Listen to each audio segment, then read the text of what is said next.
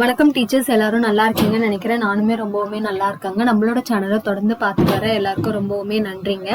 நம்மளோட சேனல்ல டெட்டுக்கான previous year questions as well as நிறைய இம்பார்ட்டன்டான வீடியோஸ் எல்லாமே ரிவிஷன் பர்பஸ்க்காக பார்த்துட்டு இருக்கோம் இல்லைங்களா? ஸோ அந்த வரிசையில இன்னைக்கு நம்ம என்ன பார்க்க போறோம் அப்படின்னு பார்த்தீங்கன்னா, தமிழ்ல பயிற்சி வினாத்தாள் 4 தான். ஸோ சைட்ல உங்களுக்கு ஏதாவது சவுண்ட் கேட்டா அதுக்கு நான் சாரி கேட்டிருக்கேன். ஏன்னா இன்னைக்கு தீபாவளின்றதுனால எல்லா இடத்துலயுமே பட்டாசு வெடிச்சிட்டு தான் இருக்காங்க. காலைல இருந்து நானுமே வீடியோ எடுக்க ட்ரை பண்ணிட்டு இருக்கேன். ஆனா அந்த சவுண்ட் வந்துகிட்டே தான் இருக்கு. இருந்தாலும் நம்மளோட சேனலை தொடர்ந்து பார்க்குற உங்களுக்காக நான் கண்டிப்பா டெய்லி ஏதாவது வீடியோ போடணும், உங்களுக்கு யூஸ்ஃபுல்லா இருக்கணும்னு தான் இந்த வீடியோ சவுண்டா இருந்தாலும் பரவாயில்லன்னு எடுக்கிறேன். Sorry for that. ஸோ நம்மளோட சேனல் பிடிச்சிருந்தா கண்டிப்பா சப்ஸ்கிரைப் பண்ணிக்கோங்க. அதே மாதிரி நம்மளோட வீடியோஸ்க்கு லைக் பண்ணிக்கோங்க. ஃபர்ஸ்ட் கொஸ்டின் பாருங்க. காந்திய கவிஞர் என்று அழைக்கப்படுபவர் யாருன்னா நாமக்கல் வே ராமலிங்கனார். சரிங்களா? நாமக்கல் வே ராமலிங்கனார் அதான் நம்ம என்னன்னு சொல்றோம்னா காந்திய கவிஞர். நான் ஆல்ரெடி சொன்ன மாதிரி நம்மளோட ப்ரீவியஸ் இயர் கொஸ்டின் பேப்பர் எல்லாத்துல பாத்தீங்கன்னாலுமே நம்மளுக்கு கவிஞர்களுடைய சிறப்பு பெயர்கள் இல்ல புனை பெயர்கள் இதெல்லாம் நம்மளுக்கு கண்டிப்பா கேட்டுக்கிட்டே இருக்காங்க. ஸோ இந்த கொஸ்டினை நம்ம சாதாரணமா எடுத்துக்க கூடாது. ஏன்னா ஈஸியா நம்ம ஸ்கோர் பண்ணிடலாம். இந்த மார்க் எல்லாமே நீங்க தனியா எழுதி வச்சுக்கோங்க. எழுதி வச்சுட்டு படிங்க. தமிழ்நாட்டின் முதல் அரசவை கவிஞர் யாருன்னா அதுவுமே நாமக்கல் கவிஞர் வே ராமலிங்கனார். அவரை தான் தமிழ்நாட்டின் முதல் அரசவை கவிஞர் அப்படின்னு சொல்றோம். எங்கள் தமிழ் என்னும் பாடல் எந்த நூலிலிருந்து எடுக்கப்பட்டுள்ளதுன்னா நாமக்கல் கவிஞர் பாடல்கள். இது ஒரு ப்ரீவியஸ் இயர் கொஸ்டின்ங்க. இதுவுமே ஒரு ப்ரீவியஸ் இயர் கொஸ்டின் தாங்க. சரிங்களா? எங்கள் தமிழ் அப்படின்னு நம்மளுக்கு சிலபஸ்ல கொடுத்திருக்க இந்த பாடல் நாமக்கல் கவிஞர்களோட பாடல்ல இருந்து எடுக்கப்பட்ட ஒரு பாடல். உபகாரி என்னும் சொல்லின் பொருள் என்னன்னா வள்ளல். எப்படி ஞாபகம் வச்சுக்கலாம்? உபயம்னா என்னது? இப்ப இந்த கோயில்ல உபயகாரர் இவரு, அதாவது இந்த காசு கொடுத்து இந்த இது செஞ்சிருப்பாரு இல்லையா? அப்ப உபகாரி அப்படின்னா என்னன்னா வள்ளல் அப்படின்னு ஞாபகம் வச்சுக்கோங்க. கொஞ்சம் ஹிண்ட் மாதிரி வச்சு கூட ஞாபகம் வச்சுக்கோங்க. அடுத்த கொஸ்டின் பாருங்க. பகுத்தறிவு கவிராயர். இதுவும் ஒரு இம்பார்ட்டன்டான கொஸ்டின்ங்க. என்று புகழப்படுபவர் யாருன்னா உடுமலை நாராயண கவி. சரிங்களா? உடுமலை நாராயண கவி. புலவரின் சொல்லுக்காக தன் தலையையே தர துணிந்தவர் யாருன்னா குமணவள்ளல். இது ஒரு ப்ரீவியஸ் இயர் கொஸ்டின். சரிங்களா? புலவரின் சொல்லுக்காக தன் தலையையே தர துணிந்தவர் குமணவள்ளல். எண்ணப்படுவது, நினைக்கப்படுவது, கனவு காணப்படுவது ஆகியவையும் மொழியே ஆகும் என்று கூறியவர் யார்? அதாவது மொழினா நம்ம பேசுறது அப்படின்றது மட்டும் இல்லாம நம்மளோட எண்ணங்களா இருக்கலாம், இல்ல நம்ம ஏதோ ஒரு விஷயத்த நினைக்கிறதா இருக்கலாம், நம்ம கனவு காண்றதா இருக்கலாம். இதுவுமே ஒரு வகை மொழி தான் அப்படின்னு யார் சொன்னதுன்னா மூவரதராசனார் தான் இதை சொல்லியிருக்காருன்னு சொல்றாங்க. அதே மாதிரி ஒவ்வொரு கவிஞர்களுடைய பாடல் வரிகளா இருக்கட்டும், இல்ல அவர்கள் மற்றவர்களை பற்றி புகழ்ந்து பேசியதாக இருக்கட்டும், இது எல்லாமே ரொம்பவுமே இம்பார்ட்டன்டான ஒரு விஷயங்க. அடுத்து இதுவுமே ஒரு ப்ரீவியஸ் இயர் கொஸ்டின். எடுத்தல், படுத்தல், நலிதல், உழப்பில் திரிபும் தத்தமில் சிறிது உளவாகும்.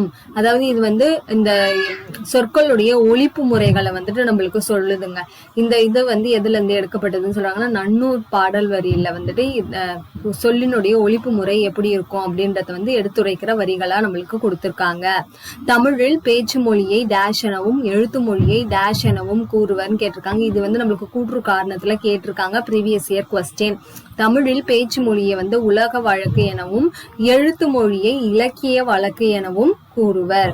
எளிய நடையில் தமிழ் நூல் எழுதிடவும் வேண்டும், இலக்கண நூல் புதிதாக இயற்றுதலும் வேண்டும் அப்படின்னு சொன்னது யாருன்னா பாவேந்தர் பாரதிதாசன். சரிங்களா? எளிய நடையில் தமிழ் நூல் எழுதிடவும் வேண்டும், இலக்கண நூல் புதிதாக இயற்றுதலும் வேண்டும். யாருன்னா பாவேந்தர் பாரதிதாசன். அடுத்த கொஸ்டின் நம்ம பார்க்கலாம். உவமை கவிஞர் என்று அழைக்கப்படுபவர். இது ஒரு ப்ரீவியஸ் இயர் கொஸ்டின். உவமை கவிஞர் என்று அழைக்கப்படுபவர் யாருன்னா சுரதா. சுரதாவின் இயற்பெயர் என்னன்னா ராசகோபாலன். சரிங்களா? சுரதாவின் இயற்பெயர் ராசகோபாலன். உவமைகளை பயன்படுத்துவதில் வல்லவர் யாருன்னா சுரதா. அதனால்தான் அவரை நம்ம என்னன்னு சொல்றோம்னா உவமை கவிஞர்னு சொல்றோம். உவமைகளை பயன்படுத்துவதில் வல்லவர் யார்? சுரதா. சுரதாவின் படைப்புகள் என்னென்ன அப்படின்னா அமுதும் தேனும், தேன்மழை, துறைமுகம். இதெல்லாம் ஏன் படிக்கணும் அப்படின்னு கேட்டீங்கன்னா ஒரு 4 புத்தகங்களுடைய பெயர்கள் கொடுத்து இதுல எது சுரதாவின் படைப்பு அல்ல அப்படின்ற கொஸ்டின் நம்மளுக்கு கேட்பாங்க. அதனால ஒவ்வொரு கவிஞர்களுடைய புத்தகங்கள் என்னென்ன அப்படின்றதையும் தெரிஞ்சு வச்சுக்கோங்க. சுரதாவின் காடு பாடல் இதுதான் நம்மளுக்கு சிலபஸ்ல கொடுத்திருக்காங்க இல்லையா? அது எந்த பாவகையை சேர்ந்தது அப்படின்னு பாத்தீங்கன்னா கிளிக்கண்ணி பாவகை. சரிங்களா? காடு என்னும் பாடல் கிளிக்கண்ணி பாவகையை சார்ந்தது. அடுத்த கொஸ்டின் பார்க்கலாம். கொல்லிப்பாவை என்னும் சிற்றிதழை நடத்தியவர் யாருன்னா ராஜ மார்த்தாண்டம். நல்லா ஞாபகம் வச்சுக்கோங்க. கொல்லிப்பாவை என்னும் சிற்றிதழ், அது சிற்றிதழை நடத்தியவர் ராஜ மார்த்தாண்டம். ராஜ மார்த்தாண்டத்தின் எந்த நூலுக்கு தமிழ் வளர்ச்சி துறையின் பரிசு கிடைத்துள்ளதுன்னா ராஜ மார்த்தாண்டம் கவிதைகள். அவருடைய கவிதை நூலுக்கு தான் தமிழ் வளர்ச்சி துறையின் பரிசு கிடைத்ததுன்னு சொல்றாங்க. தமிழ்நாட்டின் 2வது மிகப்பெரிய காப்பகம் எது அப்படின்னா முண்டந்துறை புலிகள் காப்பகம். சரிங்களா, முண்டந்துறை புலிகள் காப்பகம். மிகுந்த நினைவாற்றல் கொண்ட விலங்கு எதுனா யானை. யானை தான் மிகுந்த நினைவாற்றல் கொண்ட விலங்கு. அடுத்த கொஸ்டின் பார்க்கலாம். அடுத்தது ஒரு இம்பார்ட்டன்டான ப்ரீவியஸ் இயர் கொஸ்டின்ங்க. சரிங்களா, ப்ரீவியஸ் இயர் கொஸ்டின். தமிழ்நாட்டில் வனக்கல்லூரி அமைந்துள்ள இடம் எதுனா மேட்டுப்பாளையம், கோவை மாவட்டம். சரிங்களா, கோவை மாவட்டத்துல இருக்க மேட்டுப்பாளையத்துல தான் தமிழ்நாட்டில் வனக்கல்லூரி அமைந்துள்ள இடம். இந்தியாவின் வனமகன் யாருன்னா ஜாதவ் பயிங். இது ஒரு இம்பார்ட்டன்டான கொஸ்டின்ங்க. அதாவது இவருக்கு எந்த இடத்துல முனைவர் பட்டம் வழங்கினாங்க அப்படின்ற மாதிரி ஒரு ப்ரீவியஸ் இயர் கொஸ்டின் கேட்டாங்க. இவரை இந்தியாவின் வனமகன் சொல்றாங்க. ஏன்னா தனி ஆளா இருந்து ஒரு காட்டையே உருவாக்கி இருக்காரு. அதனாலதான் இவரை நம்ம இந்தியாவின் வனமகன் அப்படின்னு சொல்லிட்டு சொல்றோம். ஜாதவ் பயிங் காடு வளர்ப்பிற்கு உதவிய பேராசிரியர் யாருன்னா ஜாதுநாத். ஓகேங்களா, அவருக்கு உதவிய பேராசிரியர் யாருன்னா ஜாதுநாத். ஜாதவ் பயிங்குக்கு பத்மஸ்ரீ விருது கொடுத்திருக்காங்க. எந்த ஆண்டு அப்படின்னு பாத்தீங்கன்னா 2015. 2015 ஜாதவ் பயிங்குக்கு பத்மஸ்ரீ விருது கொடுத்திருக்காங்க. ஜாதவ் பயிங்கிற்கு மதிப்பூர்வ முனைவர் பட்டம் வழங்கிய பல்கலைக்கழகம் எதுனா கவுஹாத்தி பல்கலைக்கழகம். இது ஒரு ப்ரீவியஸ் இயர் கொஸ்டின் நான் சொன்ன மாதிரி. ஓகேங்களா, கவுஹாத்தி பல்கலைக்கழகம். சிற்றில் என்பதன் பொருள் என்னன்னா சிறு வீடு. இல் அப்படின்னா என்னது அப்படின்னு ஞாபகம் வச்சுக்கோங்க. சிற்றில் அப்படின்னா என்னது, சிறு வீடு. புலி தங்கிய குகை புறநானூற்றில் எத்தனையாவது பாடலாக இருக்கிறதுனா 86வது பாடல். இது ஒரு ப்ரீவியஸ் இயர் கொஸ்டின். அதாவது அந்த வரிகள் கொடுத்துட்டு இது எந்த நூல்ல இருந்து கேட்கப்பட்டது அப்படின்னு கேட்டிருக்காங்க. நீங்க ப்ரீவியஸ் இயர் கொஸ்டின் பேப்பர் எடுத்து பாத்தீங்கன்னாலே உங்களுக்கு தெரியும். வீரபாண்டிய கட்டபொம்மு கதை பாடல் நூலை எழுதியவர் யாருன்னா நான் வானமாமலை. சரிங்களா, இது ஒரு previous year question. Veerapandiya Kattabommu கதை பாடல். இது எல்லாமே 7th ஸ்டாண்டர்ட்ல இருக்க கொஸ்டின்ஸ் தாங்க நான் எடுத்திருக்கேன். வீரபாண்டிய கட்டபொம்மு கதை பாடல் நூலை எழுதியவர் வானமாமலை. பசும்பொன் முத்துராமலிங்க தேவரை டேஷ் என்று தந்தை பெரியார் பாராட்டினார். தந்தை பெரியார் பசும்பொன் முத்துராமலிங்க தேவரை என்னன்னு பாராட்டினார்னா சுத்த தியாகி. சரிங்களா, சுத்த தியாகி அப்படின்னு சொல்லிட்டு பாராட்டினாரு. பசும்பொன் முத்துராமலிங்கனாரை தேசியம் காத்த செம்மல் என்று அழைத்தவர் யாருன்னா திருவிக்கா. சரிங்களா, திருவிக்கா என்னன்னு சொல்லி அழைக்கிறாரு, தேசியம் காத்த செம்மல் அப்படின்ட்டு பசும்பொன் முத்துராமலிங்க தேவரை அழைக்கிறாரு. அடுத்து பாருங்க, பசும்பொன் முத்துராமலிங்கனார் நடத்திய வார இதழ் என்னன்னா நேதாஜி. பசும்பொன் முத்துராமலிங்கனார் நடத்திய வார இதழுடைய பெயர் நேதாஜி. தென்னாட்டு சிங்கம் என தேவரை அழைப்பது சால பொருந்தும் என்றவர் அறிஞர் அண்ணா. அறிஞர் அண்ணா என்ன சொல்றாருன்னா தென்னாட்டு சிங்கம் தான் பசும்பொன் முத்துராமலிங்கனார் அப்படின்னு சொல்லிட்டு சொல்றாங்க. முத்துராமலிங்கனாரின் முதல் பேச்சு, அவர் முதல்ல பேசின இடம் எதுனா சாயல்குடி. அவர் எந்த தலைப்புல பேசினார்னா விவேகானந்தரின் பெருமை அப்படின்ற தலைப்புலதான் முதல்ல அவர் மக்களிடையே உரையாற்றினார் அப்படின்னு சொல்றாங்க. அடுத்து பாருங்க, பசும்பொன் முத்துராமலிங்க தேவர் வாழ்ந்த நாட்கள், அப்புறம் அவர் சிறையில் கழித்த நாட்கள். என்னன்னு சொல்றாங்கன்னா அவர் வாழ்நாள்ல 5ல் 1 பங்கு அவர் சிறையில தான் இருந்தாரு அப்படின்னு சொல்லிட்டு சொல்றாங்க. அப்ப அவருடைய வாழ்ந்த நாட்கள் என்னன்னா 20,075 நாட்கள். அதுல கிட்டத்தட்ட 4000 நாட்கள் அவர் சிறையில தான் கழிச்சிருக்காரு. தென்னாட்டு திலகர் என்று அழைக்கப்படுபவர் யாருன்னா நம்மளோட வ.உ.சி. வ.உ.சினா வ.உ. சிதம்பரனார். தென்னாட்டு திலகர். சுதந்திரம் எனது பிறப்புரிமை, அதை அடைந்தே தீருவேன் என்றவர் பாலகங்காதர திலகர். சரிங்களா, சுதந்திரம் எனது பிறப்புரிமை, அதை அடைந்தே தீருவேன் என்றவர் பாலகங்காதர திலகர். வந்தே மாதரம் என்போம், எங்கள் மாநில தாயை வணங்குவதும் என்போம் என்றார் பாரதியார். பாரதியார் வந்தே மாதரம் என்போம், எங்கள் மாநில தாயை வணங்குதோம் என்போம் அப்படின்னு பாடியிருக்காரு. அடுத்து பாருங்க, வ.உ.சி. எழுதிய நூல்கள் என்னன்னா மெய்யறம், மெய் அறிவு. இந்த 2 நூல்கள் நம்மளுக்கு கொடுத்திருக்காங்க வ.உ.சி. எழுதிய நூல்களாக.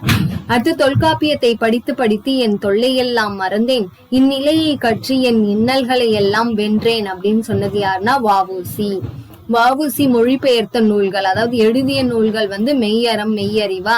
அவர் மொழிபெயர்ப்பு செய்திருக்காரு. அது யாருடைய புத்தகம்னு பாத்தீங்கன்னா ஆலன் இயற்றிய மனம் போல் வாழ்வு. இந்த புத்தகத்தை தான் அவர் மொழிபெயர்ப்பு செய்திருக்காரு அப்படின்னு சொல்லிட்டு சொல்றாங்க.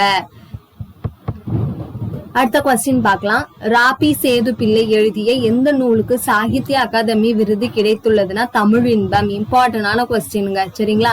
ஏன்னா இந்த கொஸ்டின்ல வந்து அதாவது விருது கிடைத்த அப்படின்னு நிறைய கொஸ்டின் வந்து நமக்கு ப்ரீவியஸ் இயர் கொஸ்டின்ல கேட்டிருக்காங்க.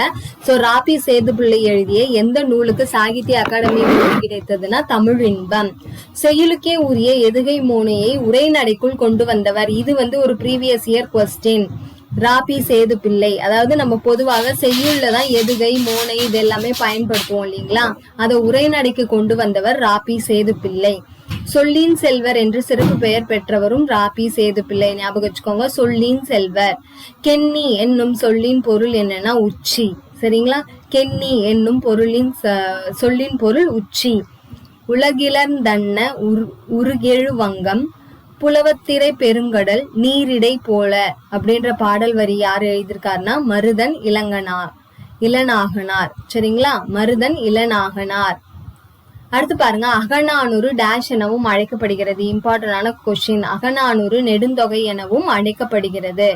பல வகையான கப்பல்கள் பற்றி குறிப்பிடும் நூல். Important question. சேந்தன் திவாகரம்ல தான் பல வகையான கப்பல்களை பற்றிய குறிப்புகள் நம்மளுக்கு கிடைக்குது.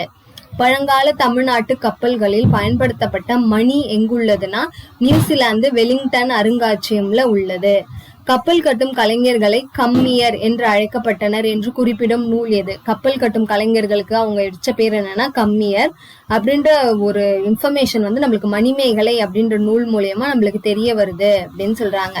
அடுத்து பாருங்க, பரிசு பெற்ற புலவர் மற்ற புலவர் வள்ளலின் பரிசு பெற அவருக்கு வழிகாட்டுவதாக பாடப்படுவது ஆற்றுப்படை இலக்கியம், சரிங்களா? ஆற்றுப்படை இலக்கியம். இது இம்பார்ட்டன்டான கொஸ்டின். 10 பாட்டில் பெரும்பான ஆற்றுப்படை பட்டினப்பாலை நூல்களை பாடியவர் யாருன்னா கடியலூர் உருத்திரங்கண்ணனார், சரிங்களா? கடியலூர் உருத்திரங்கண்ணனார். இவர் தான் வந்துட்டு 10 பாட்டுல பெரும்பான ஆற்றுப்படை பட்டினப்பாலை அப்படின்னு 2 நூல்களை வந்து அவர் எழுதியிருக்காரு. ஸோ டீச்சர்ஸ், இந்த வீடியோ உங்களுக்கு யூஸ்ஃபுல்லாக இருக்கும்னு நினைக்கிறேன். சவுண்ட் கேட்டுறதுக்கு மன்னிச்சுக்கோங்க. ஸோ நம்மளோட வீடியோஸை தொடர்ந்து பார்த்துட்டு வர எல்லாருக்கும் ரொம்ப நன்றி. நம்மளோட சேனலை கொஞ்சம் சப்ஸ்கிரைப் பண்ணிக்கோங்க. தேங்க்யூ.